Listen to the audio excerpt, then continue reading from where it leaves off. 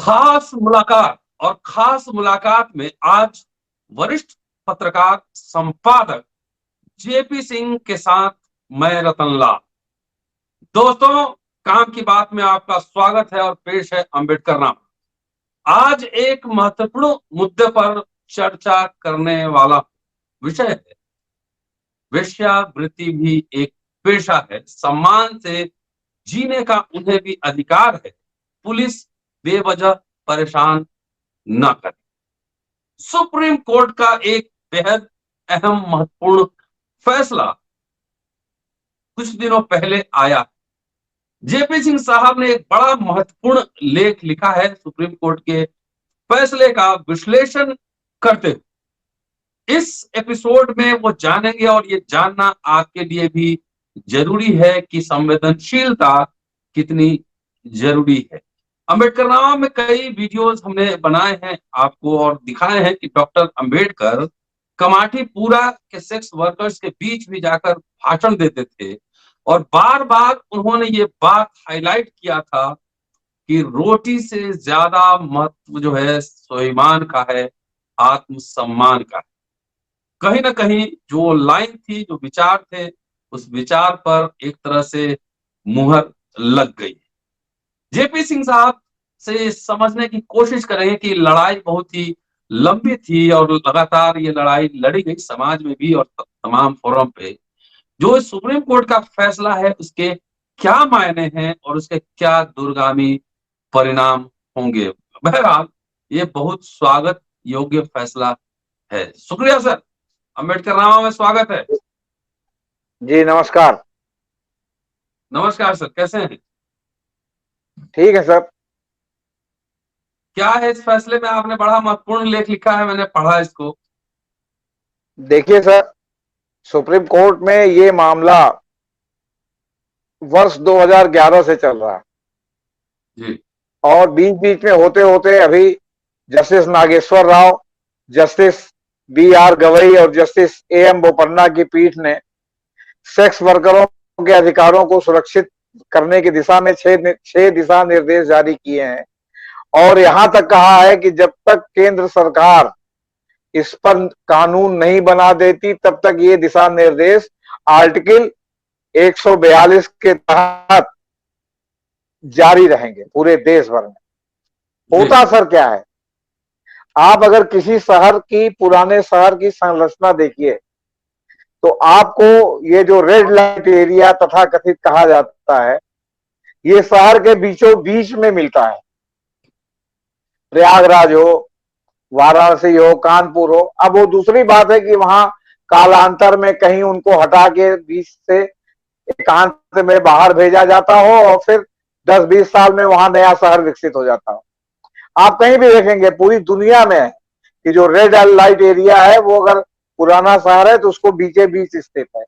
अब इसको समाजशास्त्री इस रूप में मानते हैं कि रेड लाइट एरिया हुआ, लोग वहां जाने लगे अपनी जरूरतों को पूरी करने के लिए, तो वहां खाने के लिए होटल खुल गया, उनके लिए सामान के लिए खुल गया। होटल वालों ने अपना वहां जमीन आसपास में लेके मकान बनाना शुरू कर दिया। आपके जो गणिकाएं वहां रहती हैं या जो सेक्स वर्कर वहां रहती हैं, उनके खाने पीने के सामान के लिए वहां दुकानें खुलने लगी। मतलब धीरे धीरे धीरे धीरे वो एक शहर का रूप लेता जाता है। लेकिन जब शहर विकसित हो जाता है तो जो सफेद पोश लोग हैं उनको लगता है कि ये शहर के चेहरे पर बदनुमा दाग की तरह ये शहर के बीचों बीच का रेड लाइट एरिया है। नतीजा है कि वो जो है उनको वो होने लगता है कि साफ सफेद पोशों के लिए कि इनको ये हटाया जाए। कोर्ट ने कहा है कि आर्टिकल 21 के तहत जो जीने का अधिकार है वो जीने का अधिकार वैश्याओं को भी है और वो सेक्स वर्कर हैं तो वो सेक्स के माध्यम से अपना जीविकोपार्जन करती हैं, उनके पास और दूसरा कोई विकल्प नहीं है। इसलिए उनको भी मनुष्य समझा जाए, उनको भी एक नागरिक समझा जाए, उनका आधार कार्ड बनाया जाए। ये लोग आधार कार्ड तक उनका नहीं बना रहे और तमाम शहरों में उनको 20 से हटा करके शहर के वायांचल में ले जाके बसाया जा रहा है। जैसे कानपुर में बसाया गया, बनारस में बसाया गया, प्रयागराज में तो समाप्त कर दिया गया हाई कोर्ट के आदेश की आड़ में। हाई कोर्ट ने कहा कि इनको कहीं वैकल्पिक बनाइए। यहाँ के प्रशासन ने पूरा जो है वो समझ लीजिए कि पूरा एरिया ही उजाड़ डाला और उन लोगों को ले जाके आपके महिला संरक्षण गृह में भर्ती करा दिया, वहां से उनको आगरा ले जाया गया, वहां से बहुत सी गायब हो गई। अब मतलब ये सब तमाम ये सब जो है मतलब ये सब चल रहा है। तो सवाल इस बात का है कि उच्चतम न्यायालय ने उनको मनुष्य माना है कि वो भी मनुष्य हैं, जबकि ये बात सर्वविदित है कि रेड लाइट एरिया जो है वो ज्यादातर वहां मध्यम वर्ग के और गरीब तबके के लोग जाते हैं।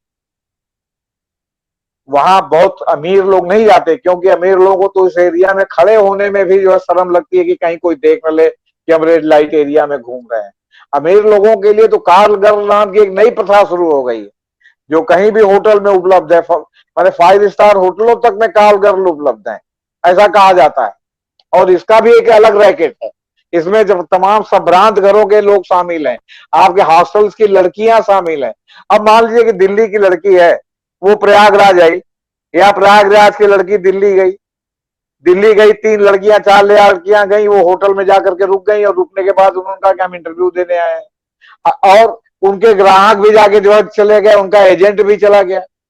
ग्राहक किसी और होटल में रुका हुआ है, वो कहा कि हम यहाँ कुछ लोगों का इंटरव्यू लेने आए। अब वहां लड़कियां गई, कोई एक होटल में गई, कोई दूसरे होटल में गई, 3 दिन 4 दिन 6 दिन रही, लड़कियां अलग आ गई, ग्राहक अलग चले गए। मतलब ये इसमें एक संस्थागत रूप दूसरे ढंग के ले लिया है। लेकिन जो रेड लाइट एरिया है, चाहे कमाठीपुरा हो, चाहे आपका जीबी रोड हो, चाहे फारस रोड हो, चाहे आपका सोनागाछी हो कलकत्ता का, इन सब जगहों पर जो समाज के एक मध्यम वर्ग और जो निम्न वर्ग के लोग हैं, जो अपने सेक्स सेटिस्फैक्शन के लिए, वरना आप खुद देखिए कि जब से ये रेड लाइट एरिया और इनके ऊपर जो है तमाम पुलिस की गाज, और इनको हटाओ, ये करो, भगाओ, पकड़ो, तब से आप ये देख रहे होंगे कि बलात्कार की घटनाएं भी बहुत तेजी से बढ़ी हैं। और उसमें काफी जो है वो तथाकथित गरीब तबके या निम्न तबके के लोग पकड़े जा रहे हैं। क्यों? क्योंकि वो अपने सेक्स के लिए जो पहले रेड लाइट एरिया था, कहां जाएं। और जिस तरह भोजन जरूरी है, उसी तरह सर सेक्स भी जरूरी है। लेकिन मनुष्य तो मनुष्य है, देश का नागरिक है, वोट दे सकता है, लेकिन आधार कार्ड नहीं बन सकता उसका, जो है आपका क्या कहते हैं, राशन कार्ड नहीं बन सकता। आपको पुलिस आए दिन साफ टारगेट होने के नाते वसूली अलग करती है। जब चाहे तब जो है एक एक आपके क्या कहते हैं जिला कल्याण अधिकारी की पोस्ट होती है। जब चाहे वो रेड लाइट एरिया में जाकर के लगता है उनका आपका एड्स का टेस्ट कराने है। और सबके पीछे कहीं ना कहीं पैसे की वसूली, उनके काम धंधे को प्रभावित करने की कोशिश, मतलब यही सब रहती है। और जो भी थाना या चौकी रेड लाइट एरिया के क्षेत्र में रहते हैं, वो बड़े कमाऊ माने जाते हैं, और उनकी आप समझ लीजिए कि बोली लगती है वहां पोस्टिंग की। क्यों? क्योंकि वहां बहुत इजी मनी फ्लो करती। जी जो 6 पॉइंट्स जो सुप्रीम कोर्ट ने बताए हैं, वो जी क्या क्या पॉइंट्स हैं सर? जी देखिए, पीठ ने कहा है कि इस देश के हर नागरिक को संविधान के अनुच्छेद 21 के तहत सम्मानजनक जीवन जीने का अधिकार मिला है। अगर पुलिस को किसी वजह से उनके घर पर छापेमारी करनी भी पड़ती है, तो सेक्स वर्कर्स को गिरफ्तार या परेशान न करे। मर्जी से प्रोस्टिट्यूट बनना अवैध नहीं है, सिर्फ वैश्यालय चलाना कानूनी है। महिला सेक्स वर्कर है, सिर्फ उसके बच्चे को मां से अलग नहीं किया जा सकता। अगर बच्चा वैश्यालय या सेक्स वर्कर के साथ रहता है, तो उससे साबित नहीं होता कि वह बच्चा तस्करी करके लाया गया है।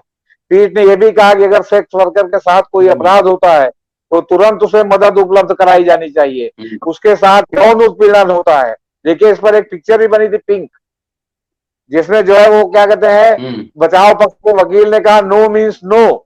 इवन पत्नी हो, इवन जो है सेक्स वर्कर हो, इवन कोई भी हो, अगर वो नो कहता है तो नो का मतलब नो।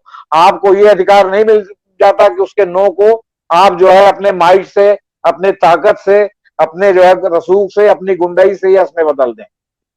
तो अगर उसको जो है आपका जो है यौन उत्पीड़न होता है, तो उसे कानून के तहत तुरंत मेडिकल सहायता और वो सभी सुविधाएं उपलब्ध होनी चाहिए जो यौन पीड़ित किसी भी महिला को मिलती हैं। कई मामलों में यह देखा गया है कि पुलिस सेक्स वर्कर के प्रति क्रूर और हिंसक रवैया अपनाती है।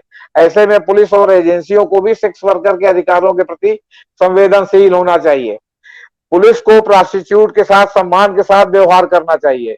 पुलिस को उसके साथ मौखिक या शारीरिक रूप से जो गाली गलौज करते हैं या अपशब्द का प्रयोग करते हैं, जिनको कि लेना मुंह से, सेक्स वर्कर कहा जाता है, जिनको कि मुंह से लेना जो है वो क्या कहते हैं, संसदीय शब्द में आता है, इसलिए मैं मुंह से नहीं ले पा रहा हूं। कोई भी सेक्स वर्कर को यौन गतिविधि के लिए मजबूर नहीं कर सकता, उनकी इच्छा है। पीठ ने प्रेस काउंसिल ऑफ इंडिया से सेक्स वर्कर से जुड़े मामले की कवरेज के लिए दिशा निर्देश जारी करने को कहा है, जिससे गिरफ्तारी, छापे या किसी अन्य अभियान के दौरान सेक्स वर्कर की पहचान उजागर न हो। पीठ ने यह भी कहा कि यदि मीडिया ग्राहकों के साथ यौन कर्मियों की तस्वीरें प्रकाशित करता है तो यह भारतीय दंड संहिता की धारा 354C के तहत दृश्यता के अपराध को लागू माना जाएगा और इसको लागू उनके खिलाफ किया जाना चाहिए। पीठ ने ये निर्देश भारत के संविधान के अनुच्छेद 142 के तहत अपनी विशेष शक्तियों का प्रयोग करते हुए सेक्स वर्कर के अधिकारों पर कोर्ट द्वारा नियुक्त पैनल द्वारा की गई सिफारिशों को स्वीकार करते हुए जारी किया। और पीठ ने स्पष्ट किया कि ये निर्देश तब तक लागू रहेंगे जब तक केंद्र सरकार कानून लेके नहीं आती। कुछ और भी सिफारिशें हैं जिस पर केंद्र ने आपत्ति जताई है, उस पर भी जो है उन्होंने 19 जुलाई क्या कहते हैं, मतलब उन्होंने भी उसको जो है वो उनसे फिर जवाब मांगा है। और कोर्ट ने 19 जुलाई 2011 को अपने आदेश में यौन कर्मियों के लिए एक पैनल का गठन किया था। पैनल ने मोटे तौर पर 3 पहलुओं की पहचान की थी: तस्करी की रोकथाम, यौन कार्य छोड़ने की इच्छा रखने वाली यौन कर्मियों के पुनर्वास और यौन कर्मियों के लिए अनुकूल परिस्थितियों का निर्माण जो सम्मान के साथ यौन कर्मी के रूप में काम करना जारी रखना चाहती हैं। तो इसलिए 142 के तहत ही इन्होंने ये आदेश लागू किया है और कहा कि जब तक कानून लागू नहीं होता या कानून नहीं बनता, मतलब लागू नहीं होता नहीं, कानून अगर नहीं बनता तब तक ये लागू किया जाना चाहिए। लेकिन यहाँ सबसे महत्वपूर्ण बात है, हमारे देश में तमाम लोग नहीं जानते कि भारत उन देशों की मतलब श्रेणी में शामिल है जहां वैश्यावृत्ति वैध है, बशर्ते वो सेक्स वर्कर की रजामंदी से हो, मतलब जबरदस्ती ना कराया जाए। दुनिया के टॉप 100 देशों में से जिन 53 देशों में वैश्यावृत्ति वैध है, भारत में उनमें से एक है। लेकिन भारत में सेक्स वर्कर के साथ आमतौर पर पुलिस का रवैया बेहद क्रूर रहता है।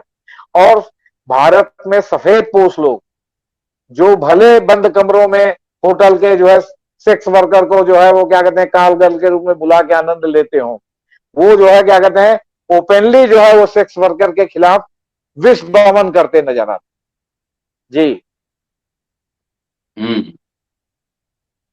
सर, जी भारत विविधताओं का देश है और यहाँ धार्मिक सांस्कृतिक सूचितावादी लोग भी रहते हैं, कल्चरल पुलिस भी रहते हैं यहाँ पर, जी है ना? समझ रहे हैं बात?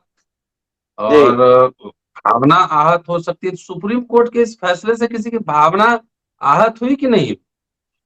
अभी सर कोई बोल नहीं पा रहा है और हम लोग अच्छा। जैसे बोल रहे हैं तो उसको लोग सोच रहे हैं कि ये मतलब वैश्यावृत्ति के समर्थक हैं, तो वो मतलब कोई रिएक्शन उस तरह व्यक्त नहीं कर रहे हैं क्योंकि व्यक्त करके सुप्रीम कोर्ट की अवमानना होगी। लेकिन वो कहीं ना कहीं इधर उधर कह रहे हैं आप तुम सेक्स वर्कर के खिलाफ जो है जो माहौल है या ये है आप जो है उसके पक्ष में लिख रहे हैं।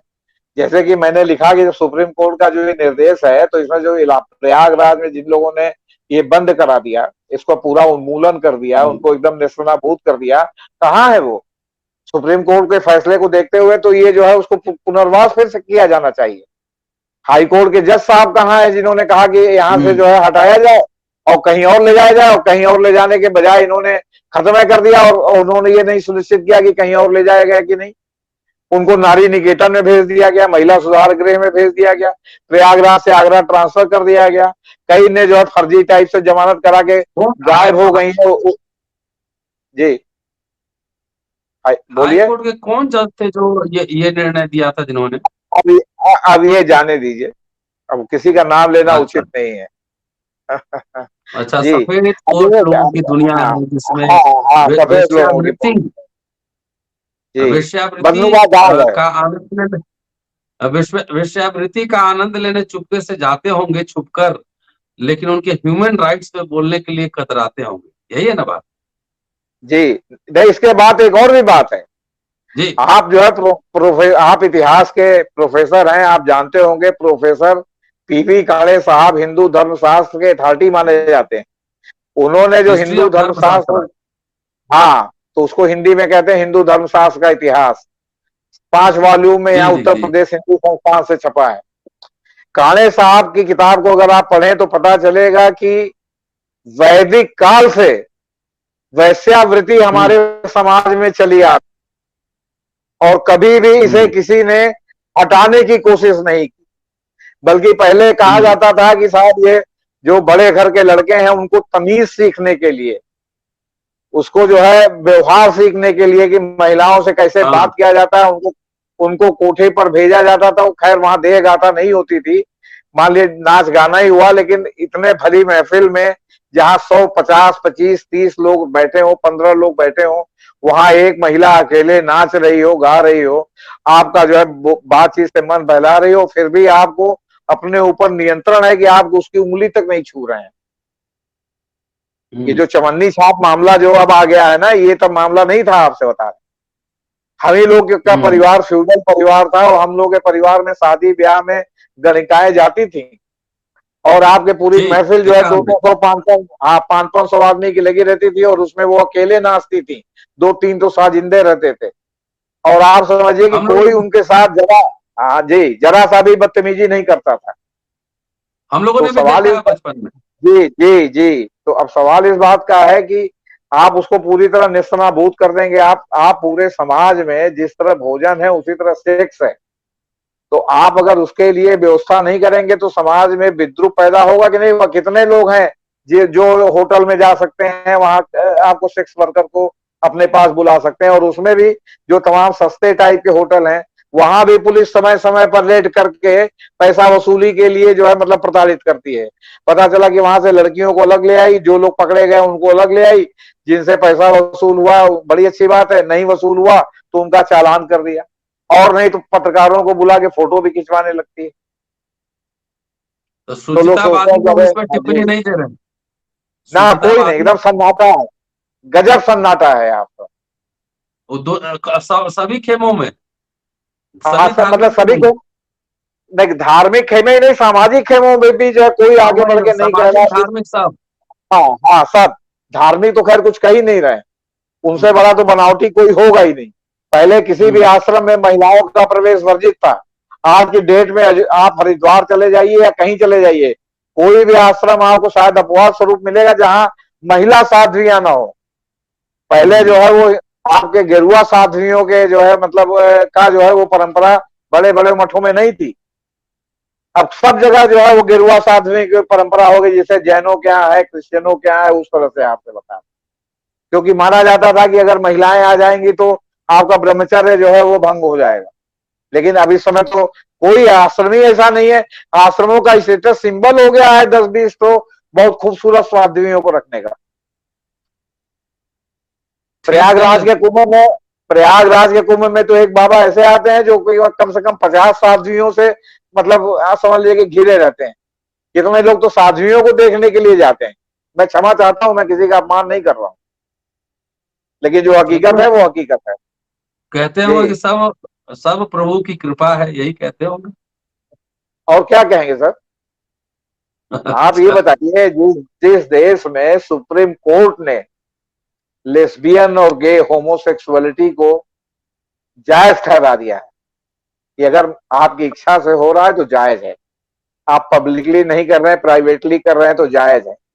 तो जब यहाँ ये ठहरा दिया है तो ये जो सेक्स वर्कर का जो एक मतलब एक जो ओढ़ा हुआ जो क्या कहते हैं नैतिकता है ओढ़ी हुई, इसका क्या जी औचित्य है, इसमें बात नहीं चलनी चाहिए। जी तो ये स्थिति है सर। सर, तो इसका देखिए इम्प्लीकेशन क्या होगा समाज में। एक बहुलतावादी समाज है। हर कोस दो कोस पे पानी, बोली, भाषा, संस्कृति बदलता रहता देखिए, है तो। समाज को आपको अगर जो है नियंत्रण में रखना है, जी अगर समाज में लॉ एंड ऑर्डर को बनाए रखना है, तो सेक्स वर्कर और वैश्यावृत्ति एक क्रूर सच्चाई है। आप इसको हम्म स्वीकार कर ले तो आपका समाज ज्यादा व्यवस्थित ढंग से चलेगा, और आप इसको स्वीकार करते हैं तो आपके समाज में आपकी छोटी छोटी बच्चियों से बलात्कार के रूप में ये सामने आएगा, इसलिए कि वो बच्चियां सहज उपलब्ध हैं। किसी के ऊपर सेक्स गुरुतर हो गया है, भारी पड़ रहा है, तो आप ये बताइए वो अपना सेक्स सेटिस्फेक्शन कहां करे, जान दे दे। आप अगर एक एक डॉगी पालते हैं और डॉगी पर जब सेक्स जो चढ़ता है तो अपने मालिक को काट लेता है अगर उसको नहीं करने का मौका मिलता, छत पर से जो है 3 मंजिल से छलांग लगा देता है। आपके जानवर है वो जब गर्म होते हैं, हीट होते हैं, तो उनको जो है क्या कहते हैं 3 दिन 5 दिन जब तक हीट का समय होता है तब तक उनको जो है आपको क्या कहते हैं वो आपके कंट्रोल में नहीं रहते, वो अपना जो है पगाह तुड़ा के भागने की कोशिश करते हैं, खूंटा उखाड़ के भागने की कोशिश करते हैं। सेक्स ऐसी चीज है सर। चलिए, तो ये जेपी सिंह साहब है, और देखिए पेशा कोई भी हो, सुप्रीम कोर्ट ने ये कहा है और बहुत महत्वपूर्ण फैसला मैं समझता हूँ।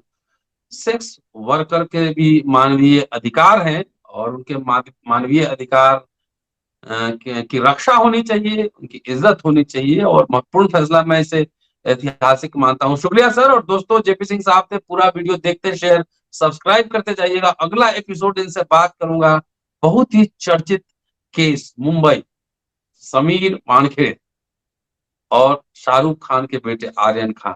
क्या था मसला, इन्होंने लगातार उस पर लेख लिखा है, शुरू से लेके अब तक क्या क्या हुआ है इस जी।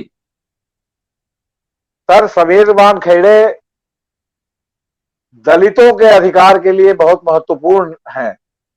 क्यों? क्योंकि वो जी जन्मना मुसलमान है। समीर वानखेड़े जन्मना मुसलमान है और दलित जी बन करके, और वो भी अपना हिंदू हो करके, समीर नाम ऐसा है जो हिंदू मुसलमान दोनों में चलता है। और समीर वानखेड़े, जबकि समीर दाऊद है वो, और समीर वानखेड़े बन के एक दलित के पद पर वो नियुक्त हैं। और इतना जो है, जो लोग भी फर्जी अपनी आइडेंटिटी बना के जो लोग भी कहीं भी हैं, उनको जो है ये लोग कहते हैं लव जिहाद कर रहे हैं, उनको लोग कहते हैं कि फर्जी आइडेंटिटी बना के ये कर रहे हैं। यहाँ पर जो है क्या कहते हैं, इतने दिन से पता चल गया है कि वो जो है जन्मना मुसलमान है। इसके बावजूद भी एसटी आयोग से लेके सारे लोग चुप हैं, और इस बात को एकदम चुप्पी साधे हुए कि एक मुस्लिम अगले जन्मना ने। एपिसोड में पूरी, सर नेक्स्ट एपिसोड में पूरी चर्चा इसी पे होगी, आधे घंटे से 40 मिनट तक। आज आपने एक बेहद ही संजीदा, महत्वपूर्ण, गंभीर मसले पे चर्चा की है, और बहुत बहुत शुक्रिया सर। और दोस्तों, पूरा वीडियो सुनिएगा। और ये मसला सिर्फ कानून का नहीं है, ये मसला समाज को के सेंसिटिव होने का भी मसला है। इसलिए सुनिए और गंभीरता से सुनिए और थोड़ा सेंसिटिव बनिए ह्यूमन बीइंग्स के प्रति। शुक्रिया की watching, sharing and subscribing. Ambedkar नामा। जल्दी मिलता हूं आपसे अगले एपिसोड में। शुक्रिया।